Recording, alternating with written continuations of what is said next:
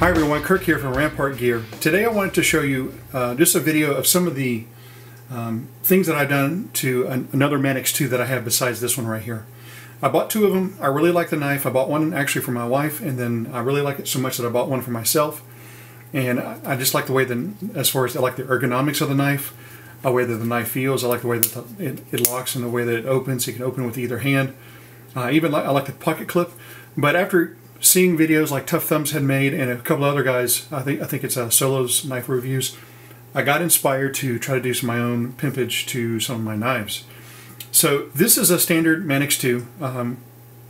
Looks, pretty much just everything is, all the liners and everything. These are, I believe, stainless liners are all pretty bright. Everything on the blade is pretty bright. Even the screws, the blade itself, just quite of the things. The pocket clip, it's all really shiny, and I didn't really care for that too much. And again, I got inspired by those other guys. So what I want to do was show you some things that I did to my own knife.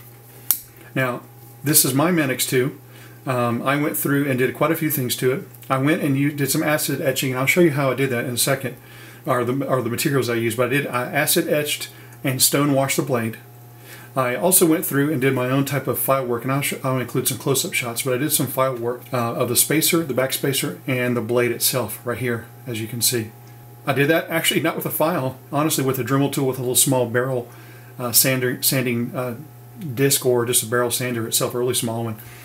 Then I also, because I couldn't separate the liners from the scales itself, I just went through and got some of this acid. Let me show you, since I'm talking about this. This is the acid itself. You can find this at Radio Shack. It's called PCB Etchant Solution. I think this is used for electronic components, circuit boards, whatever it may be. And I bought some of this, and I took the blade apart, took the whole knife apart, and I dipped the blade in, after watching other people's YouTube videos, dipped the blade in for about 20 minutes, and it got pretty dark. But then I washed my hands and used soap and water, and then I actually used soap and water, and I cleaned the blade off, and then I dipped it again. After dipping it again, I let it sit for another, I think, 10 or 15 minutes, and then I pulled it out, washed it off again with soap and water, and then also distilled water to kind of break the acid etching. And then I created my own rock tumbler, but I went through and tumbled it for 20 minutes, and then this is the look that I got. Now, before I did all this, I did all the file work in my shop here, as well as on the back spacer itself. Now, there was some type of black stuff or whatever it was on the blade there, and it kind of left that mark, but I think it's kind of character to it. But then I went back, got the etchant again, and I dipped it into a Q-tip and a little swab, and then I touched all the screws. I went all the way down the liners like this. This went all the way down the liners and down the screws on all the sides, all the way around. And then I also did the pocket clip, and then I touched the screws on there to etch those. So the last thing I did did this last night, was after seeing some other people's scales, I laid out kind of a template over the scale here and made it out of a hard cardboard. And then I traced it with a Dremel tool with a round ball bit, and actually kind of traced it and followed it around. And then just started etching it out to create this kind of a rock pattern or a bone texture looking pattern on both sides like this. So it's not as sharp as I like. I wish the edge would have been a little bit squarer, but because of the ball end mill type of cut to it, it kind of have a rounded look.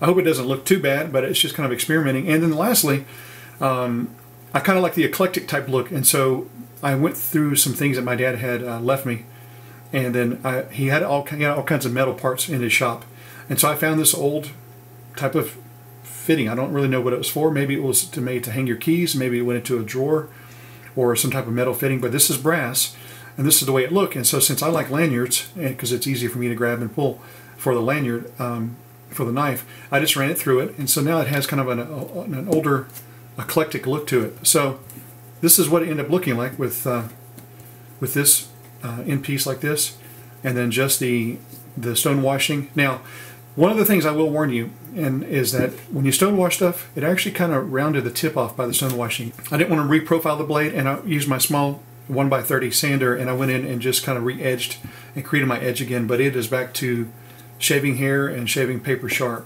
So I just want to show you guys this. I hope you like it. If you have any questions about how to acid etch, I'm not an authority figure on it, but I'll do my best to help you. So again, this is just a comparison of kind of a before and after, a standard Manix 2 and then my Pimpage Manix 2.